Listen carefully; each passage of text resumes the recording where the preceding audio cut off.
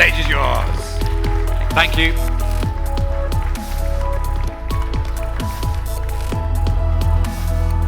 Well, hello everybody. It's a big question we got today. Hope you've all got some answers. So I'd like to welcome Fran from GoodEnergy, who is a COO, Jayn from Weleda, UK, yep, and Safia from Fashion Declares, and Oswald at the end there from Floodgates. So we're going to dive straight in. If you want to find out more about our panelists, then of course you can look online for any of them. They're all very, very interesting to find out about. So I want to open this up, first of all, with asking each of you a question. So what will the new business paradigm look like? Okay, but the question is, what are the current problems? So Fran, we'll start with you. You're in energy. What are the current problems in energy that are causing massive issues? Okay, where to start? Obviously, a little bit of context. GoodEnergy is a small supplier of energy, and it has a very different model to many energy companies. We've been going 20 years, and what we've always aimed to do is for everything we supply, directly back it off with a relationship with a local renewable provider. And the theory behind that, obviously, is the more people, therefore, that want genuine green and buy it, the more money you put into real renewable power, and that would grow. And we were also behind the original feed-in tariff scheme, so encouraging people to put solar on their roofs and get paid for it. The big challenge, of course, has been for us greenwashing, so that's where obviously the power that's sourced is not contributing significantly to renewables, where cheap certificates have been used.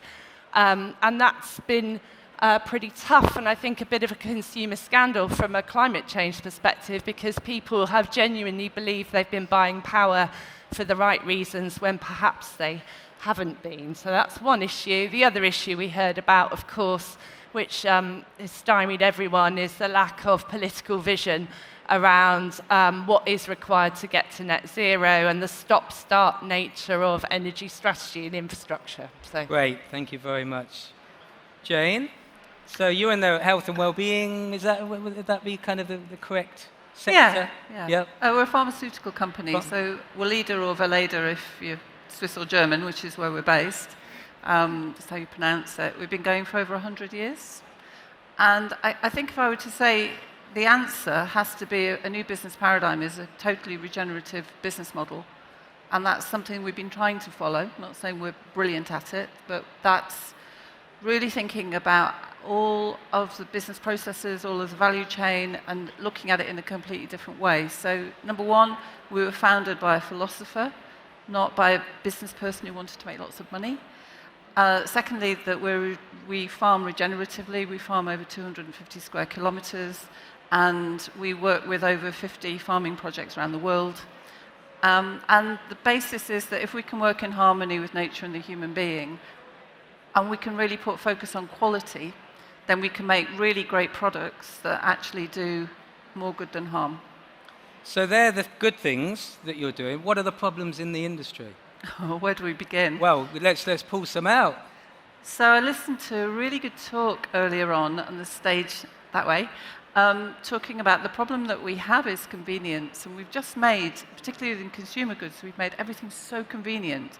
So if you think about beauty products or personal care products, and you think about looking into the audience, if you think about what you've done today to get here and what kind of products you've probably used products with a lot of water in them. So, 100 years ago, we'd take soap to wash ourselves, and now we have the majority of shower creams are just full of water. So the industry is now in the UK £27 billion, and effectively we're selling a lot of water in a lot of plastic, and that covers everything from cleansing all the way through to toothpastes. So that's one of our biggest problems. Number one is plastics in formulation, the fact that we want really cheap products, which inevitably, I would say 95% of the ingredients within personal care come from the petrochemical industry. We are upsetting our own microbiome, so we've now got, I think, 1 in 2 babies now has some form of dermatitis or atopic eczema because we're using too harsh products. So we've just gone too far. Our bodies aren't used to being washed every day, certainly not twice a day. Our hair, we never used to wash our hair. So we've really upset the balance, not only of our own health, but also of the whole planet. Yeah, great. So convenience, overusage of water, pollutants rather. Okay, fashion industry, Safia, what are the problems in your area? Well, as fashion declares, the industry is at the moment contributing to about 5% of total greenhouse gas emissions, and that's projected to rise to about 25% by 2050 of total greenhouse gas emissions. And that just simply cannot happen, can it? And also that fashion and footwear basically impacts all 9 planetary boundaries, because as you were saying, more than 2/3 of materials are fossil fuel derived, and we also, the fashion industry uses fossil fuels in the dye processes. Even if you're growing cotton, which is a supposedly natural material, the pesticides, the fertilizers will also be fossil fuel derived. So throughout dyes, distribution, all the way across, it is highly dependent. We need to kick out the fossil fuel prop of the fashion industry.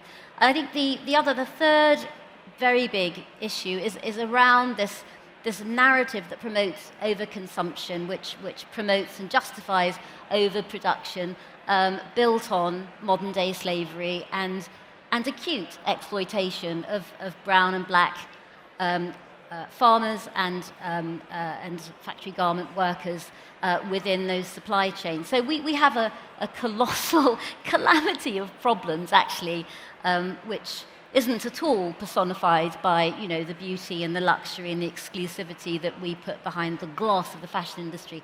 Underneath it is extensive pollution and exploitation and unsustainable extraction of natural resources. Okay, great. And Oswald, so you're in IT, different territory, because of course most of us are UK-centric, certainly here, although Safia actually is much more global. So tell us about the problems in the IT sector currently. So at the moment, we have a very unique challenge where the methodology of funding affects the business goals. And because of the methodology of funding, we can be driven towards high profits. So when people think about IT and going into IT business, they mostly consider the scalability and the ease of being able to generate high levels of profit from this by being able to roll out and enjoying very low economies of scale. And this has affected the way in which we approach the development of technology and the entire sector as well.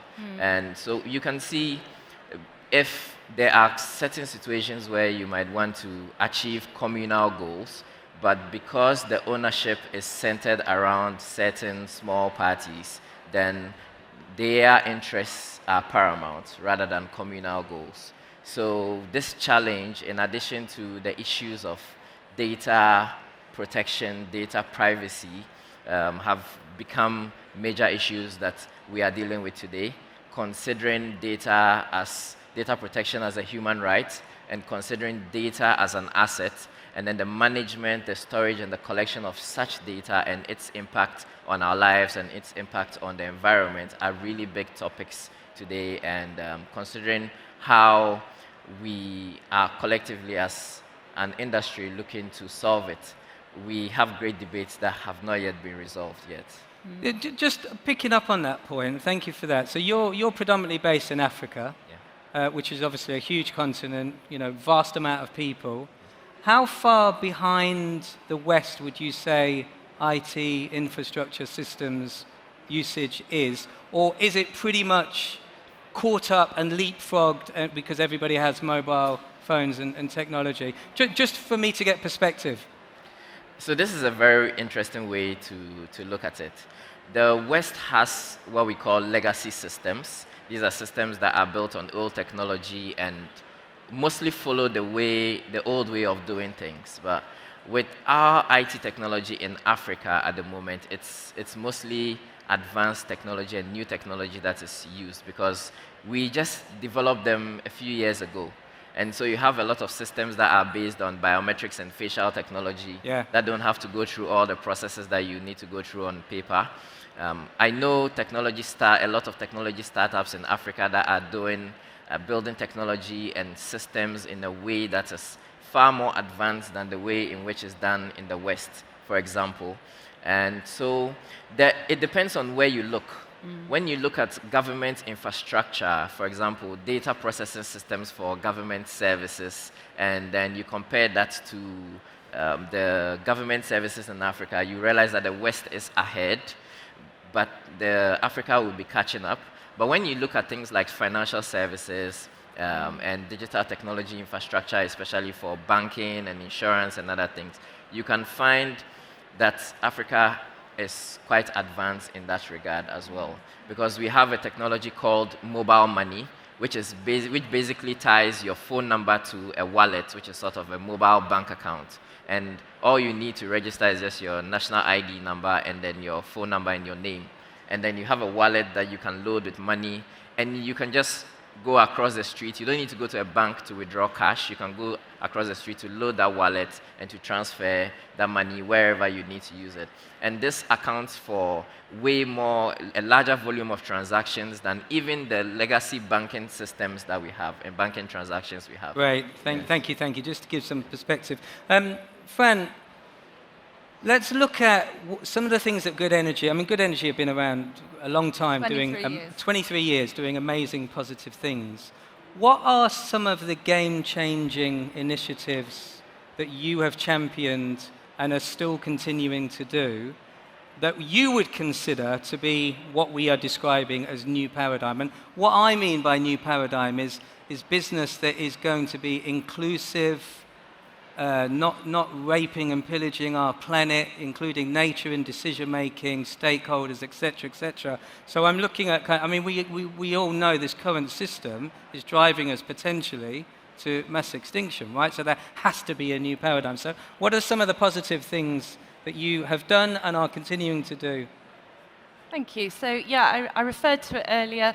GoodEnergy has about 180,000 people in their homes and businesses who have solar panels and have been exporting merrily to the grid in some cases for 15 or 16 years. That whole scheme, the blueprint for it, was designed by GoodEnergy and worked with the regulator Ofgem to put it into place. And we haven't talked about it actually that much over the years, but increasingly we realise how important that is. And of course now we're having a second wave of interest, not surprisingly, in home generation and generation in businesses due to the cost of energy. And so we're using that now more to build services that really work for people who generate. So right now we're one of the few suppliers where people get paid for exactly what they export to the grid, rather than a kind of deemed amount that the government assumes they export to the grid. And that means most of our generators are 20% better off. And so that's the kind of territory that we want to keep moving in, where as much as possible, people in their homes and businesses are generating more, using more themselves, and getting value for the surplus. Okay, great. Thank you. Jayn, so you did touch on this at the beginning, which is fantastic. I mean, Steiner principled company in operation for 100 years. For those of you that don't know Rudolf Steiner, I mean, his philosophies were very current today, right? A real modern polymath, even though he was born in 1861. Yeah. Yes, and his work's underpinned many, many fields, from architecture, economics, medicine, education. Many people know about Waldorf Steiner education. So if I were to answer that question that you just asked Fran, I would say I'd probably share a couple of things. Firstly, our business ownership's really interesting, because we were founded by Rudolf Steiner, but also working with a doctor called Dr. Ita Wegman, and we're still owned by their two not-for-profits. So we've been really true to our philosophy. That's number one. I think business ownership and what is the purpose of your business really then drives behavior in the company. If it's all about profit, well, we can see what we get with that. The second is that because we're owned by the foundations of the two founders, we're very true to our purpose. That hasn't wavered in over 100 years. And I'll give you an example of that. One of our best-selling products, in fact, probably most of our best-selling 10 products around the world, we're a global company, were created, well, the one I'm talking about is skin food. That was created in 1926. And yet in the health and beauty industry, particularly in beauty, the whole industry is fueled by new product development. You know, we all want the next best thing. We go into Tesco or Boots, which pretty much have a monopoly, and they have, you know, the end of the aisle, the big new thing, the big launch, with multi-million-pound advertising campaign and TV behind it from the big beauty brands. You'll know them all. 70% of that new product development will not be around in 3 years' time. So it's a self-fulfilling, well, it's a fallacy, it's not prophecy, it's a fallacy, that you're spending the money to get the growth only in the next few years, and then you have to move on to the next thing because the product's failed, and the next thing, and the next thing, which is it's just ridiculous. So we're quite unfashionable. So again, one of the things that made Steiner very, very modern was that he said that nature, we're at eye level with nature. Human beings are at eye level with nature. Nature is not there as our resource, as I say, a long time ago.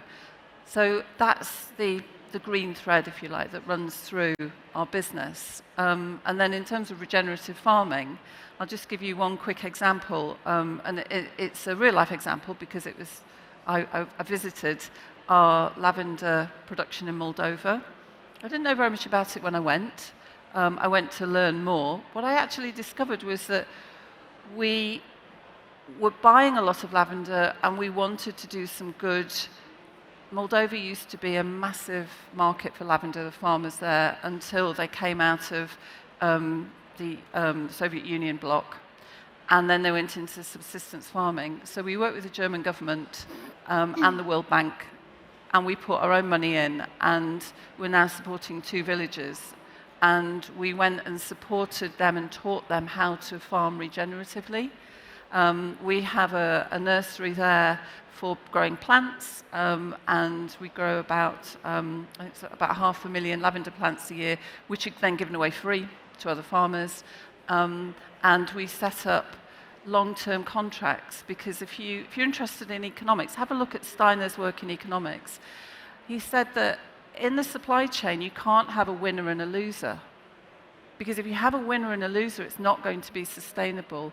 Everybody has to agree to the level that is sustainable for them. And again, I think that is, we talk about regenerative business, that's something that, let's not have winners and losers. You know, and I deal every day with the big supermarkets, and you're going into battle, and yet it should be eye level, because we both want to be in business in 10 years' time, but we won't be if there's a winner and a loser. I really love that. We're going to come on to growth and the issues around that next. But Safia, so you are one of the early adopters and founders of a sustainable fashion company, People Tree.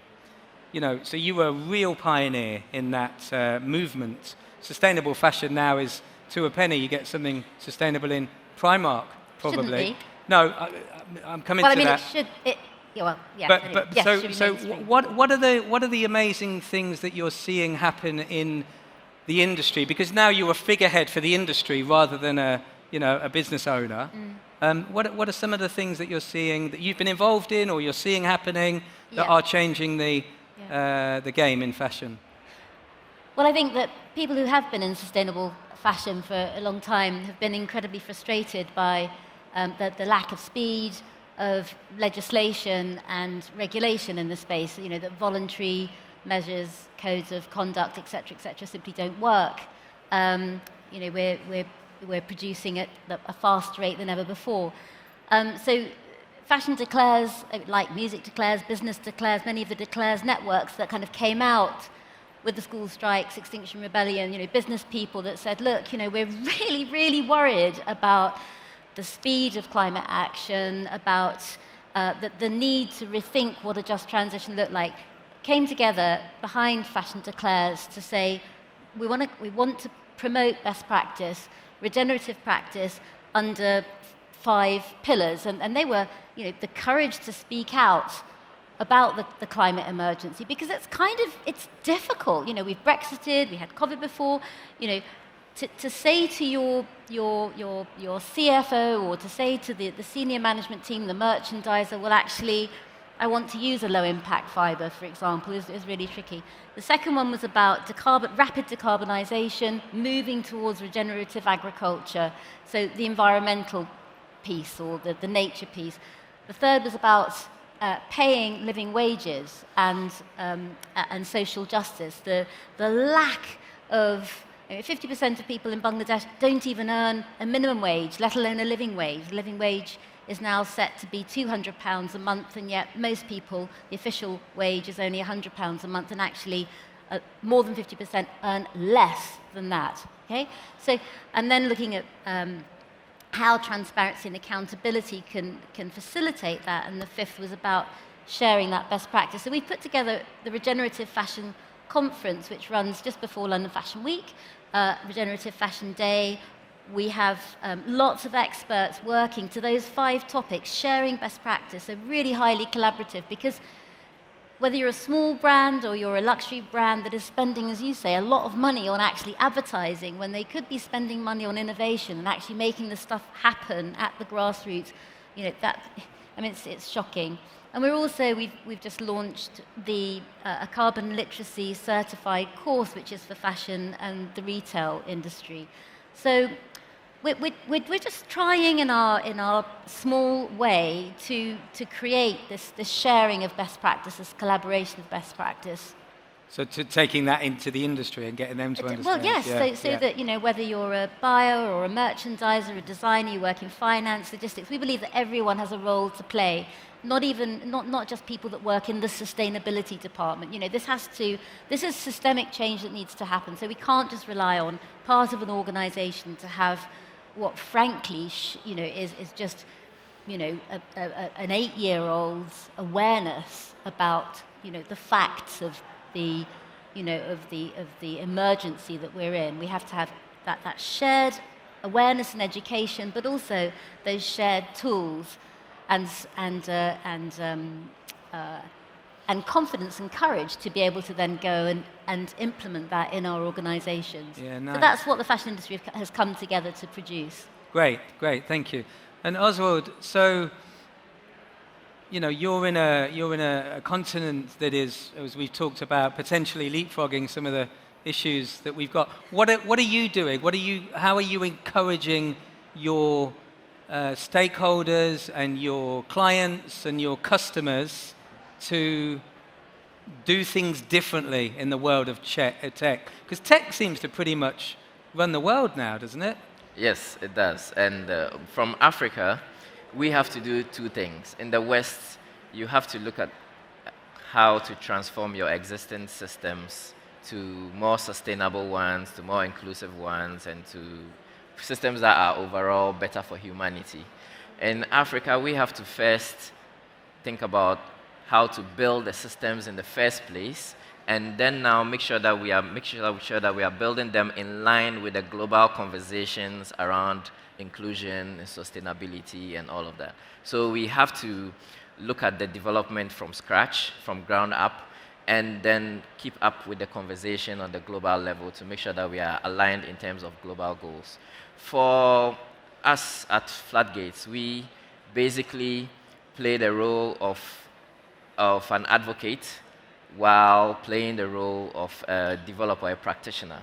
So we are very involved in the policy space, conversations around technology, sustainable technology, access and inclusion, in terms of the legislation and regulation against for data rights and privacy rights, and all of these other big issues that concern tech, in addition to developing solutions that allow for people to access services. So in Africa, for example, we have a major challenge of people being excluded from various services simply because they don't have access to certain kinds of technology like smartphones, and also because they don't even have access to the physical structures that usually provide services. So let me give an example. To open a bank account in Ghana, it will probably take you about 6 hours to go to the bank and then open the account. And this involves your transportation and everything else that's involved, because we don't have digital systems that makes it easy to do that. Now, we develop technology in our technology in such a way that you can open a bank account in less than 30 minutes by connecting identity verification to technology on your smartphone and then connecting that directly to the bank, so that the technology can perform most of the work that you need to do and most of the work that the bank needs to do to be able to provide you with these services. So we are able to cut down the time on that. But while we are building this infrastructure to bring it into existence in the first place, we also have to think about ensuring that it does not exclude certain people. There is no marginalization involved. We do not impose our inherent biases into the technology in the way in which we develop them. And so we have to keep up with that conversation of sustainability and improving inclusion and access, which is ongoing across the world. And also developing the technology in a sustainable way in terms of our infrastructure, because server farms and digital technology infrastructure does have quite a significant footprint on the environment when you consider it at scale. And so we have to manage and balance these two conversations. So we are actively involved in advocacy while being actively involved in the practitioner side of things and actually developing technology and rolling it out to people. Great, thank you. So just for some background on this, I'm on the advisory board for content for this show, and they sent me through the list of stuff, and I looked at the list and I said, surely we're missing something about degrowth on this list. So it kind of stimulated what this new business paradigm might look like. So, if our model is to continue to grow, then we're just going to drive ourselves, in the current economic model, we're going to drive ourselves to mass extinction. So let's talk about growth, let's talk about inclusion, and let's talk about culture. Because new business paradigm, it's got to be sustainable, and I don't mean like biodiversity-wise, I mean financially-wise. So, Jayn, I'm going to start with you, if I may, because you are a CEO of a global pharmaceutical health and well-being brand. Surely your directive is KPIs, growth, get more sales, etc. So how do you balance that with integrity?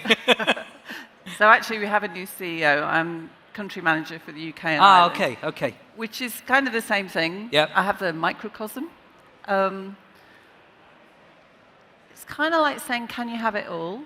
Can you have a regenerative business that's profitable? And I would say, yes, you can.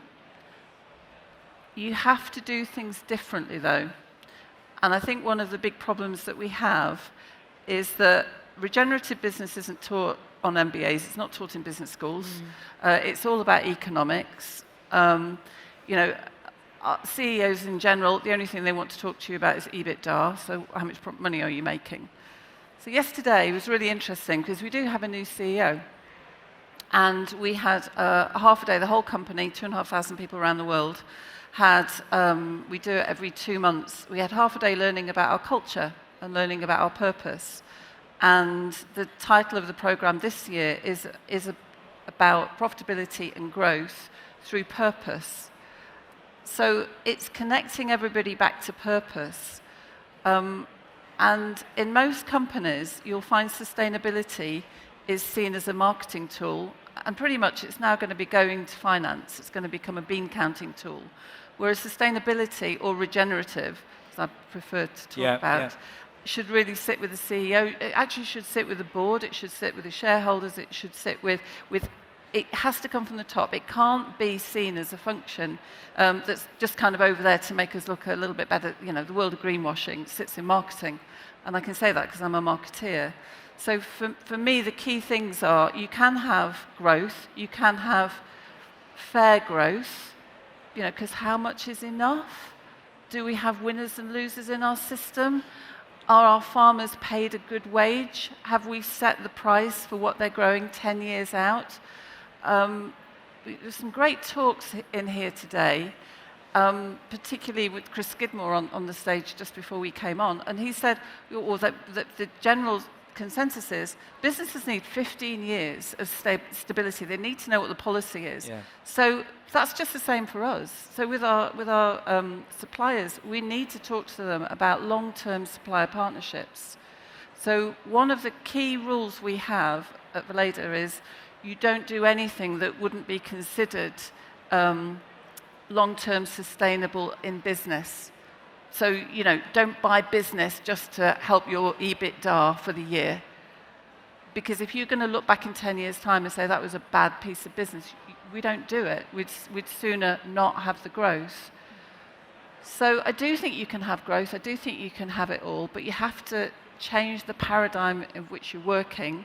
You have to be completely purpose-driven. And the purpose has to be in service to humanity and nature. Yeah. You have to think differently, think long-term, and have fair and equitable partnerships. So you have to really question the power base. And it comes back to what I said earlier. We're owned by 2 not-for-profits, which doesn't mean to say we're a not-for-profit. We're not. But we look at investing that profit. So I talked about the Lavender Project earlier. We set that project up in 2003. It really only started to become commercially viable for us in 2017. So how you spend your money is the key thing. And there's a lot of money in the world, if we could positively invest it. So that starts with every single person on this planet as a citizen, how we spend our own money, how we have a voice in the companies that we work for. If you work for an unethical company, get the hell out of there. We have to start taking responsibility for the planet and becoming citizens and not consumers. Okay, great. So we've got 8 minutes. If anybody's got any questions, get prepared. And if the microphone wallers can make sure we get mics to people quickly. Brilliant. Thank you very much. Thank you. Fran, energy. So you told us already, I think, that you said that you've got a goal, you've got a target to get X amount of people by 2030 onto renewables with self-generation. That's a growth model. No, it's not actually. No, for the business it's a growth model, yeah. But actually it's a clear indication about how growth can actually be super beneficial. Yes. So how do you make those decisions within the organisation? Like what are your growth strategies and how does that impact the culture and how do you make that inclusive? I think it's very much what Jayn said. So GoodEnergy is an extremely purpose-driven organisation. It's always had carbon reduction at the heart of what it does. Actually, as a consequence, we haven't grown fast in commercial terms. It's been slow and steady. And that's because there's been an absolute adherence to what the principles of the organisation are. And at times it's made it quite difficult in the face of greenwashing, etc. I do think actually, though, there are benefits. You know, out of about 60 suppliers, 30 went bust. And with our size, logically, we should have been one of them. But because of years of deep understanding of the industry and balanced approach to all of our stakeholders, to shareholders, to generators, to employees, we didn't. And, we are now back into a slow and steady growth phase again, very much focused on how do we get people through transport as well, because we are a large-scale shareholder in ZapMap, which is a Bristol-based CV firm. Mm-hmm. How do we help through transport and energy generation and sharing, help 1 million people by 2025 on their journey to net zero, and that's the guiding light. Profit, yes, we have to make some profit to fuel that, but it's all about that purpose. I think we're beginning to see a trend here, aren't we, that purpose is the key ingredient. Planet, purpose, people, and then maybe profit at the end, but I suppose if they can all work symbiotically. Because we are coming to close, Safia, fashion industry, I read a statistic that there's probably enough clothes already made in the world that could clothe the next 7 to 10 generations. How relevant is fashion in the grand scheme of the crisis that we're in? So yeah, so an interesting stat. So it's 150 billion garments. Some would say 100 billion garments that are being manufactured every year. So we have to kick out that fossil fuel prop. So that would kick out 2/3 of the fashion. All the synthetics will need to go. They'll need to be replaced by low-impact materials like regenerative organic cotton and kelp and agricultural waste fibres and various things like that. But in that process, we have to find decent work for 70 million people, livelihoods for farmers and for garment factory workers who will be displaced by this. And that's where I think, and in my book, Regenerative Fashion, I looked at a number of different models of how craft could actually start to create those dignified livelihoods, decent livelihoods for workers. So if, for example, fashion brands were to include, for example, just in 1% of their product ranges, hand-woven fabric, so like the blouse I'm wearing, organic cotton hand-woven, we could bring the minimum wage of those on about $1.5 a day, so $1.50 a day, to about $4 a day, which would actually be an okay way of getting by. That is the power, actually, because the technology of a hand loom is so simple. It's about $100. We would be able to use fashion and fashion production as an instrument of development and of social equity. So I think degrowth is not a word we used much in fashion declares until this year, really. We said we need to redesign the fashion and textile industry to fit within planetary boundaries. This year we've started to use the word degrowth, and it's very interesting. So making, obviously, degrowth means buying less new, buying second-hand, pre-loved, etc., repair, renewal, second-hand, pre-loved becomes a huge part of rental, becomes a huge part of the offer. But in that process, the little that we do buy that's new, so maybe rather than 30 garments a year, 5, would have this value addition of paying farmers well, of paying the people that make the product decently. And in that way, we would have a way of squaring the circle, as it were, which is after all what I set out to do at People Tree. Fairer Britain. Fairer World. Are there questions in the audience? Does anybody have any questions? So there's only going to be a small amount, which is great. So we literally have 2 minutes. So please, can you get a mic to... Oh, hold on, we've got loads of questions coming up now. The lady at the back was first. If we can get a microphone to her. Just very quickly, Oswald, in like 30 seconds, how are you going to scale... Because, of course, Africa needs to scale, right? There's absolutely no doubt that it's a continent that has been abused and by the West. How are you going to scale whilst being inclusive? Okay, the interesting thing about Africa is, even though they are different countries, the context of our problems and our challenges and the issues are quite similar. There are a lot of similarities that run through. So I can travel to Kenya, Ethiopia, South Africa, and I find it very easy to interact with the people and to the systems, because there are certain cultural tones which underlie a lot of the frameworks that we have. And I think especially that has to do with a lot of migration that occurred in various parts of Africa. So we see, as we build these technology systems, that we can easily scale, because the cultural undertones and the way of thinking and the way of doing things that we have in Ghana are very similar to the way things are done in Nigeria, which is also very similar to how things are done in Sierra Leone. And so it makes it easier for us to scale, because the thinking around the problem and the way to approach the solution is not very different between different countries.